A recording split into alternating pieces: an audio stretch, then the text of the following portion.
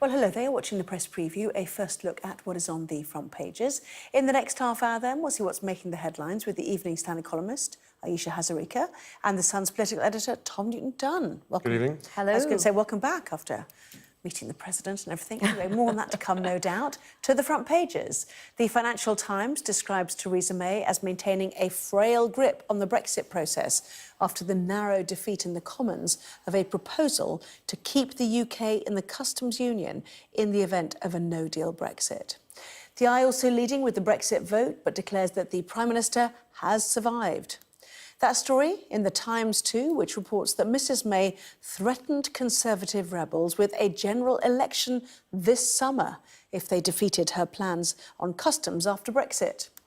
In the Daily Express, a furious victim of crime slams police for allegedly failing to investigate a theft despite having CCTV because the culprit had not been arrested before and police did not recognise him.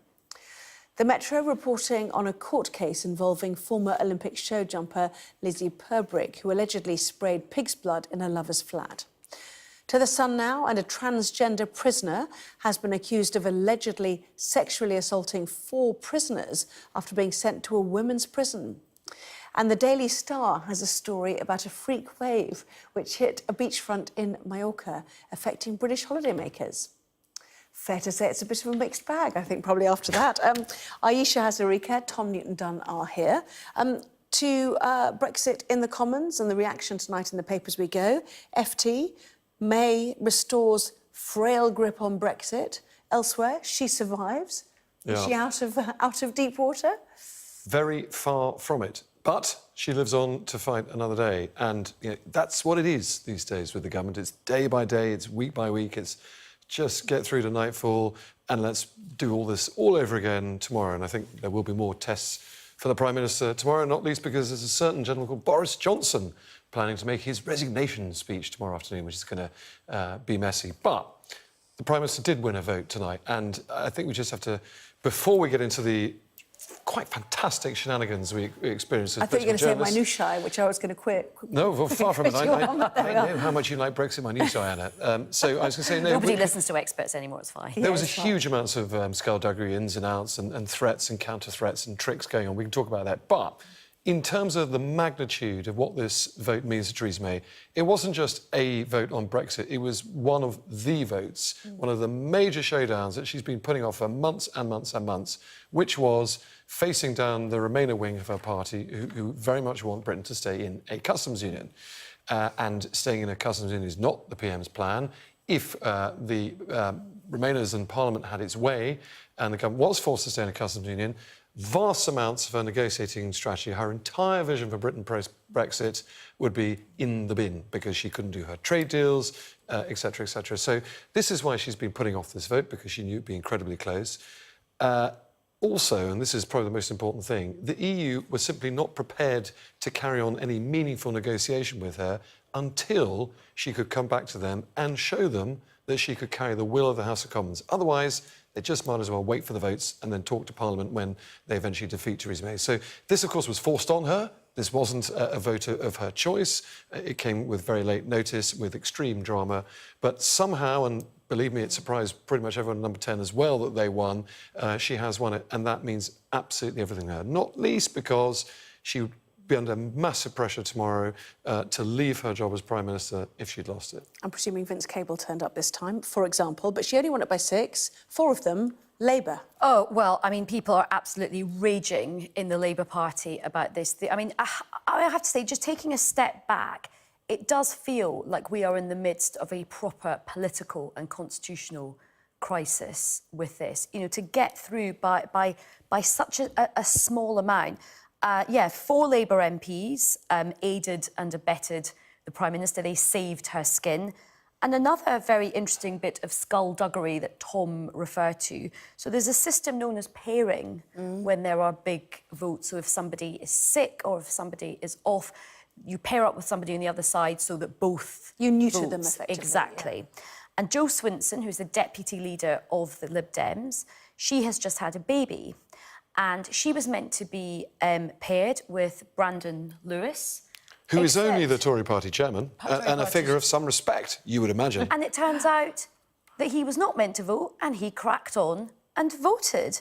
So, you know, I think this is absolutely appalling. Now, everybody's saying, oh, it was just an accident. But, you know, this is a female Prime Minister who's essentially denying a pregnant MP, a very senior new mother politician, the right to have a vote. There's a whole separate issue about, you know, Parliament is looking at whether new female MPs and fathers should get something called proxy voting. But it just shows you what an absolute mess this is. And, you know, I think people are in complete despair about this. You have the Conservative Party who are all over the place. You know, they're like a circular firing squad.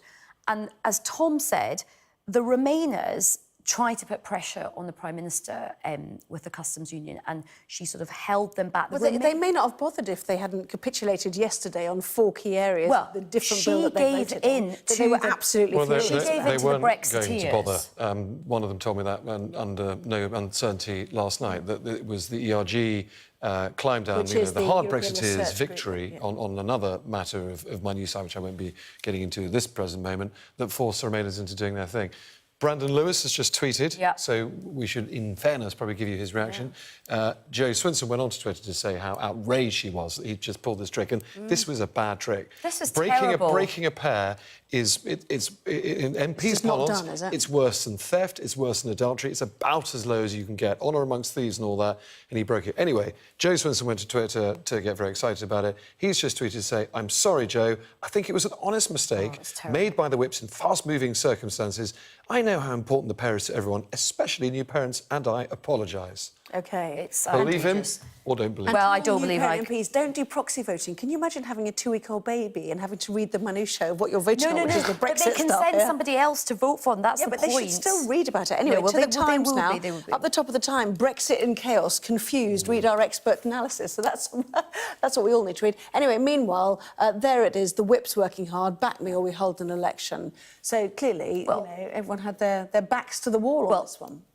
The threat that the whips, and this is the card that's going to be played now, the Conservative Party feels so weak at the moment with Theresa May that the sword of Damocles that hangs over them is a general election and the threat of Jeremy Corbyn winning, because they do feel very, very vulnerable at the moment. So every time the MPs are out of line, particularly the Remainers, who tend to be the better behaved, they tend to be the people who at the end of it don't quite kind of cross the line. I think Theresa May is more scared of her hard Brexiteers than she is of her hard Remainers in the party.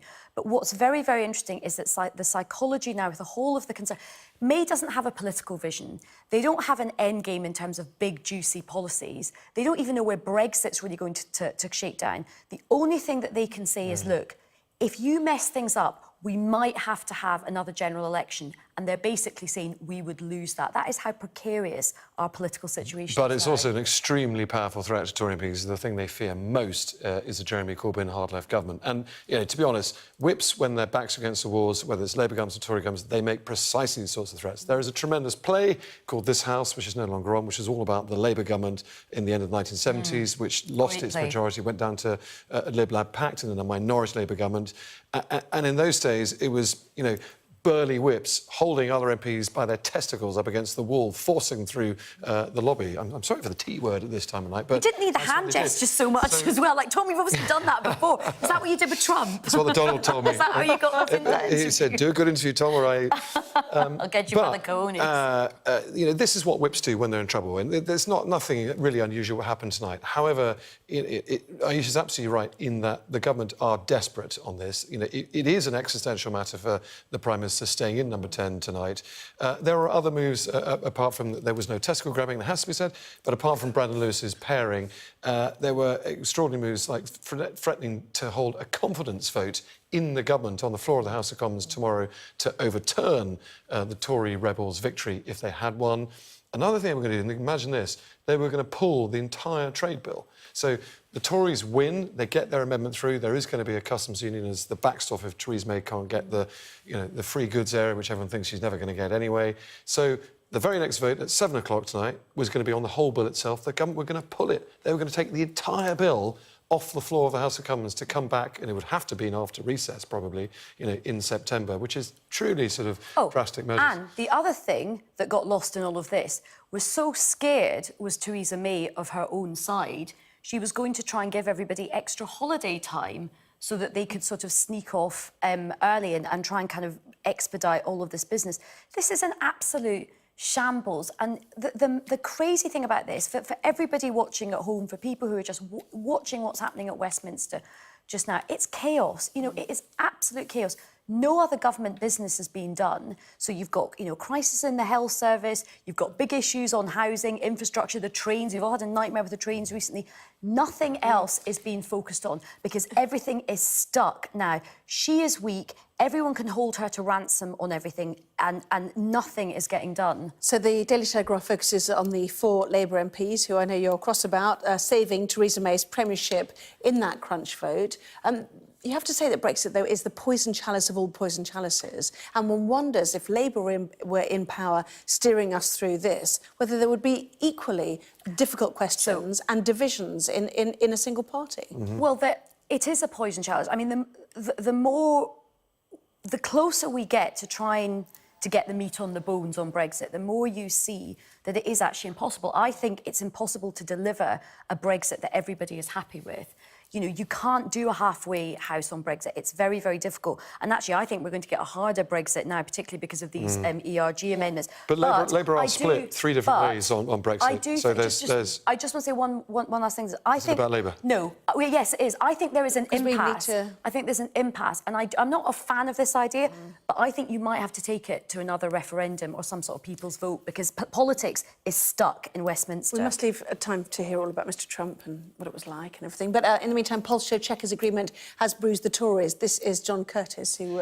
John Curtis, who is Sir John Curtis. Right, the Telegraph got his byline wrong. I think he should complain tomorrow. Sir, this the is psephologist, the greatest psephologist in the country, bar none. A totally brilliant man. And he has done quite a lot of research into 5 or 6 polls that have been done since the Chequers agreement of about 12 days ago.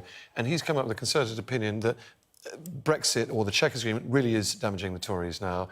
A narrative is beginning to set in, certainly amongst Leave voters, that it is a betrayal of the cause, it is a betrayal of what the Tories initially offered, and Theresa May is going back on her word. Whether that's true or not is really up for debate, but it's very bad news. And the final point, there's a YouGov poll out in the Times tonight, the latest, which John Curtis doesn't even know about yet because it's brand new. The Tories are on 36%, Labour on 41%. They've got a 5-point lead now. It used to be level pegging pre-Chequers. And the most important thing of all, UKIP are back up to 7%. They were on 1% and 2% 6 months ago. UKIP are coming back, and that's going to terrify 8% yesterday, Tory MPs. Exactly. Yeah, OK. Well, coming up, we couldn't resist it. One of the people in the studio is allegedly fake news. I don't know who we could be talking about. More on that to come. I can't believe you've done that. Nice photo. I love that photo.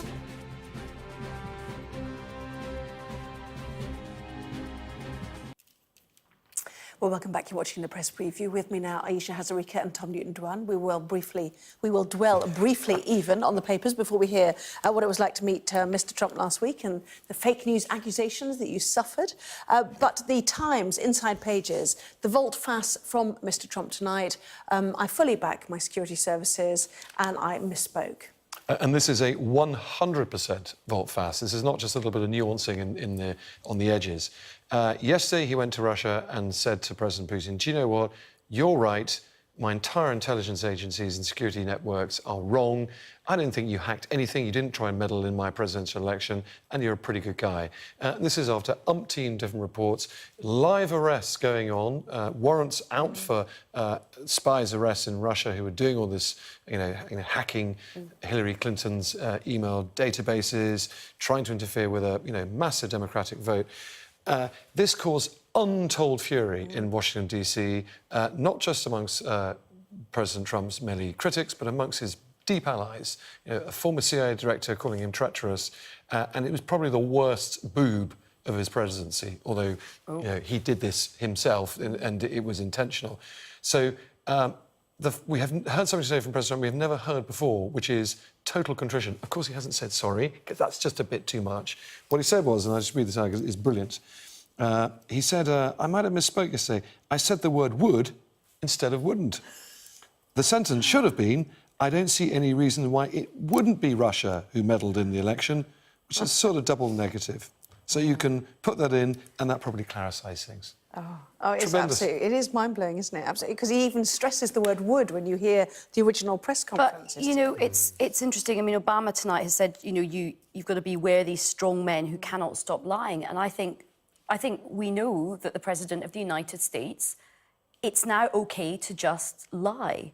And he is the president who has embraced the concept of fake news.